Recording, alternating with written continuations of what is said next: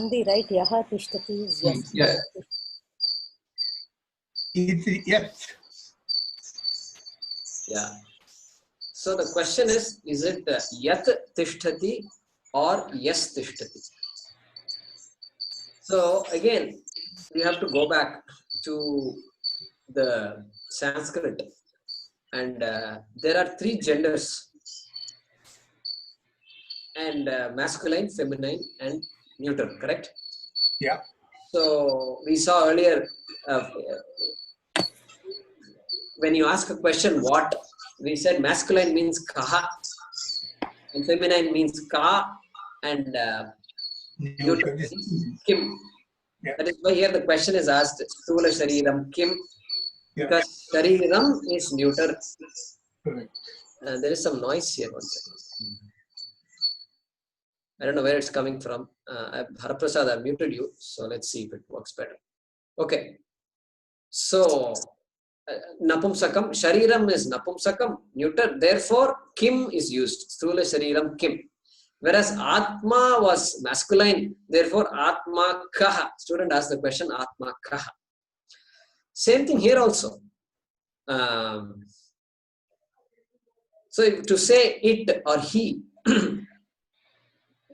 Saha masculine, Sa feminine, Tat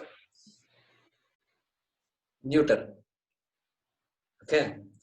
Then this Yaha is what? What is the meaning of Yaha? That which has all these attribute is Atma, is Sukshma Shariram, like that the author is trying to say.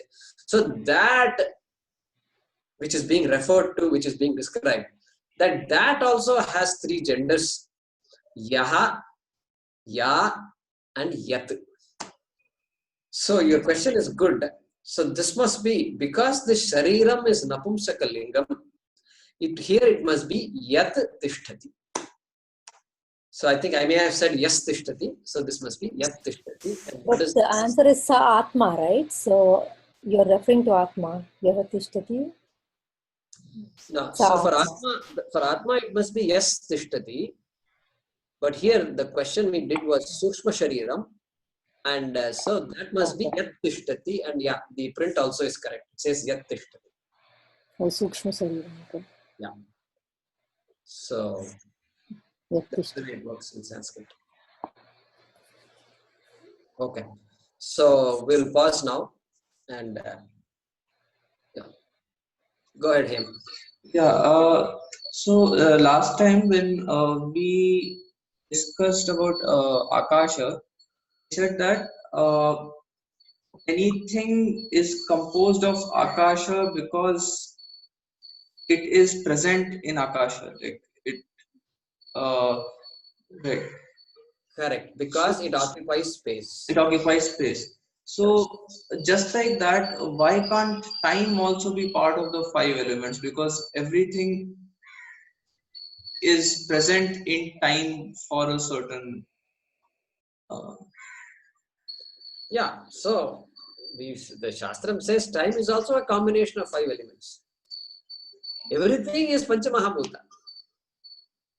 So time is not really fundamental. Space is more fundamental than time in that sense. It's a model. It's just a model. Okay. It's a model. Remember, this is just a model. We can't take everything too literally. Okay. The model meant to describe the world. And so time should be a combination of these five elements. Now you figure out what combination will give time. Okay. Like that we can say. Yeah. Like that we can say. So yeah, time is also mithya, and anything mithya is Panchamahabhuta, and that's how we say. So how time will be a combination of these Panchamahabhuta? That homework I leave it to you, Hem. That's a tough homework.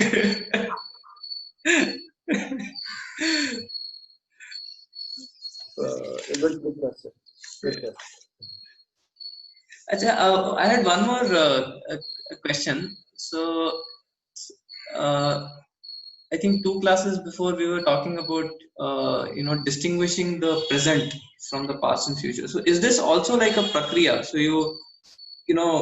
keep, just like we have avastha traya prakriya, the same way, is this also like a prakriya, because you are focusing your attention on the present, and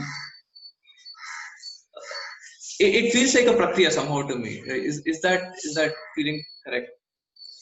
Yeah, so go ahead and mute yourself. I think there is some noise coming. Okay. Yeah, so good question. Question is this analysis of time in terms of past, present, future, is that a prakriya? The word prakriya is a technical word. The Shastram uses certain techniques, certain methodologies to unfold this topic, this nature of Atma. And one of the prakriyas, one of the methods is avasthatraya prakriya, means the analysis of the 3 states of experience, using the 3 states of experience: waking, sleep, and dream. Another prakriya is karana karya prakriya, the methodology of cause and effect. Okay, like that. So the Haim's question is this analysis of time also a prakriya? So the answer is no. There is this, they generally don't call this a prakriya. It is just a way for us to appreciate time and bring our attention back to the present, and appreciate that the past was also present, the future is present, and the fact that the Atma cannot be subject to time. So it is really meant to appreciate that. But I've never seen it mentioned as a prakriya anywhere. There are certain standard prakriyas in Shastram, and they have never said this as a prakriya. So in Shastra, it won't be called a prakriya. Okay, good. So we'll pause. How do you explain that reflex action? Who decides when, suppose both of our Sthula Sariram is almost very much weak, and Sukshma Sariram wants to leave. Who decides that? Who decides both of them has to leave? Good question. Good question. Any so, buddhi? So, okay, sorry. Go ahead, Venkateshanji. Buddhi, you said buddhi? Buddhi is coming into this picture. Who, these two only decides to leave, or buddhi is also consulted? Good question. Good question. Go ahead and mute yourself. How do you explain the reflex action? For example, somebody is some animal is chasing us. The Sukshma Sarira pulls the body and runs at super fast speed. Correct. Good. So, good question. So, first question, we'll take the other question, the more difficult question, I think, which is who decides? Who decides?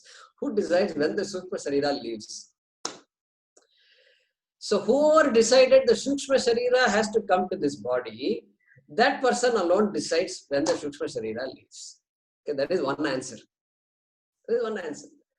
So, whatever made us come to this world in this shape and form, whatever made us come into Vedanta, we all did not grow up in college saying, you know what, they asked this question, what's your ambition in life? They made me write an essay in 10th class or something, essay writing competition. What's your ambition in life? And those days, 10th class, we were not that ambitious like the boys today and girls today. I didn't even know the meaning of the word ambition. And I had to ask my father, what is this question? What do you want to be? What do you want to be? I want to be a nice, happy, I want to be happy. That's what I had. No, what do you want to do? So what do you want to do? I want to study Vedanta in Coimbatore. I want to, study and teach. No, we didn't plan these kinds of things. We don't have any idea what we are doing. And so somehow life unfolds. So we attribute everything, Venkateshan ji, to karma. Okay.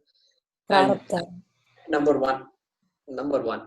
Number two, is buddhi consulted? As far as I know, nobody wants to die. And people keep on dying though. The majority, that's why they say majority. He has reached the majority. So, reach the majority means that I think the statement is trying to say that the people there are more than the people here. Okay, that is the implication. That's why I think they say majority. So, majority wahan par hai, and nobody wants to join the majority. Except in elections, nobody wants to join the majority. Only in elections they want to be majority. But nobody says, I want to join the majority. Nobody says that. However bad I feel, however much terminal illness I have, nobody wants to go there. So, buddhi is not consulted. Sukshma Sharira leaving, nobody can decide. Nobody can decide the moment of death, just like nobody can decide the birth. Nobody can even decide, did we decide our parents? Did we decide our name? At least name we have some chance to decide. Wait, consult me please. Hey, wait a minute, you guys are talking about boy, girl, and Lakshmi, Kamala and all these things. I'm there in front of you? Can't you, no, Dutna bhi Shakti nahi hai hamme. So, lot of things happen without our asking. And where we lived, where we grew up, which school we joined, nothing, we didn't decide any of these things. So that shows karma is in full force. Okay, we will leave that discussion there. The next question is, reflex action, can you define how it works? There is a person in this class who is better capable of describing that. And that's a physiological function. That's a function of the body. Perhaps Mohini ji can unmute herself and help us understand reflex action. Reflex action is basically, it is innate to the body. That is something that you can learn reflexes, like, it can be developed over time. But reflex is something that your body does to a stimulus. There is a stimulus, there is a reaction. There's a stimulus, there is a reaction. For example, when you see food, you salivate. That is like a reaction, it happens. For example, there's a foreign body. Then, you vomit, like, you'll have that reaction. It's body's innate ability to react to a particular stimulus. You can develop, like, for example, people who do a lot of exercise, then they develop that innate ability. Once they send that mental stimulus, then their body starts running at that pace. So you can acquire it also, but it has to become innate. That you need a lot of practice, or it's in the body, given to you from birth. 2 ways. Sukshma Sarira is pulling the body. Sukshma Sarira wants to live, and a physical body cannot withstand sometimes. Yes, you can say that it's the physiological systems that dictate it, and that particular stimulus at that time will give you particular reaction. Okay, thanks. Very interesting. Yeah, the reflex action. So basically, can we say, if I accidentally touch a hot object, immediately it is innate. You cannot develop it. Whereas like, for example, people learn to dance. It's not a reflex, but it becomes automatic. It becomes a habit. So some reflexes can be like, you can develop a habit over time. But these things, they are given to you.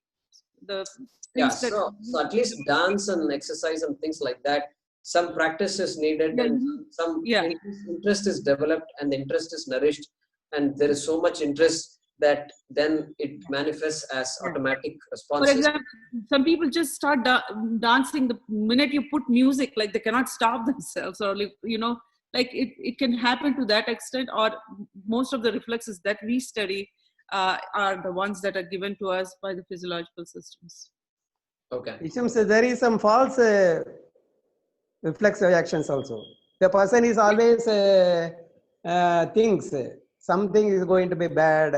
His habit, it becomes a habit. So for him, there will be a false reflex action.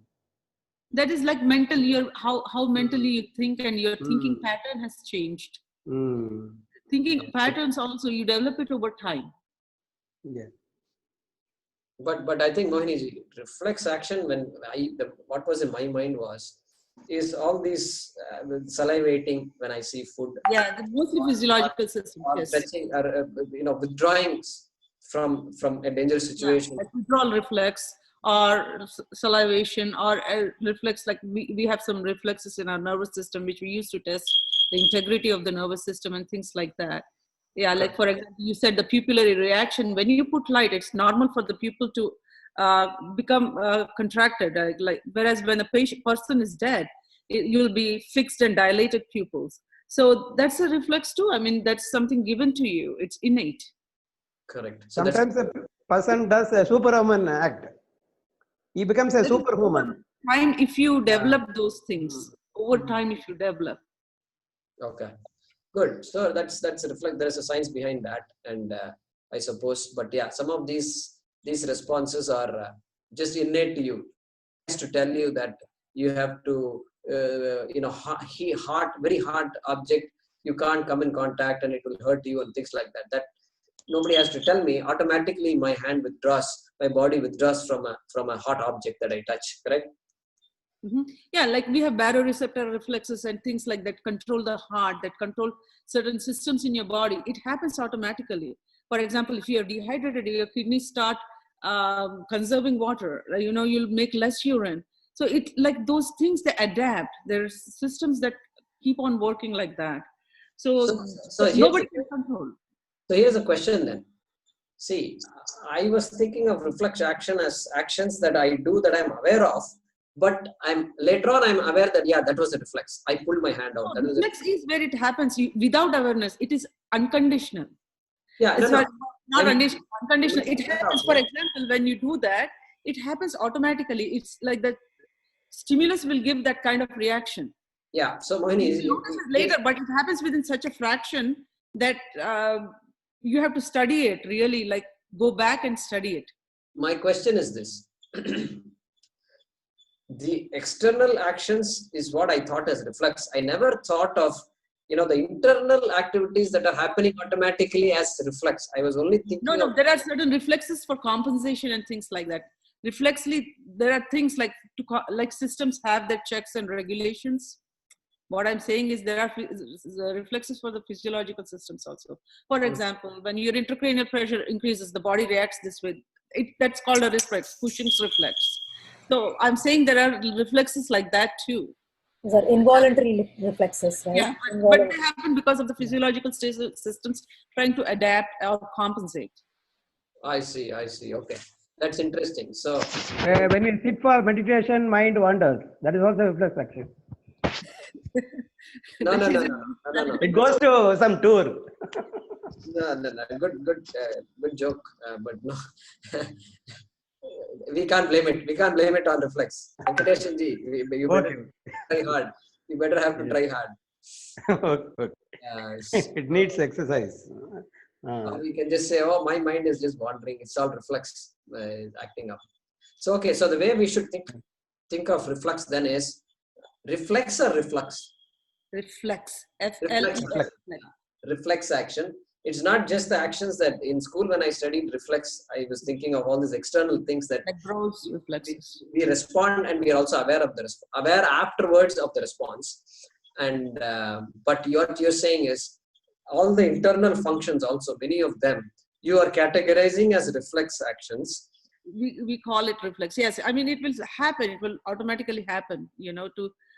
That's how we maintain the regulation. For example, if your body temperature goes up, you'll sweat. There's no control over it. No, so compensate for that. So when you say that, you're actually putting all the functions of the body, all the internal functions of the body. Okay, based on what you're saying, every internal function of the body, like even digestion, it happens without my willing. Saliva comes, food goes into stomach, acid is secreted. You cannot stop it. For example, if food goes into the intestines, peristalsis happens. I think they're differentiated, right? These are involuntary. Yeah, involuntary. Voluntary versus involuntary. Voluntary action, involuntary reflexes. Reflexes are involuntary.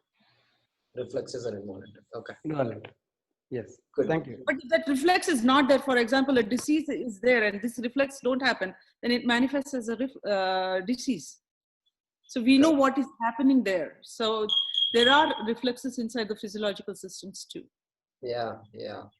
You know, the doctor, they touch the, Yeah, below the that, kneecap. Below the kneecap.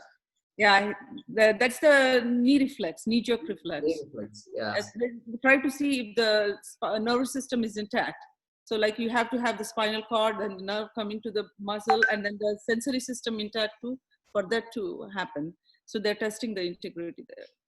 Wow, amazing, amazing. Yeah.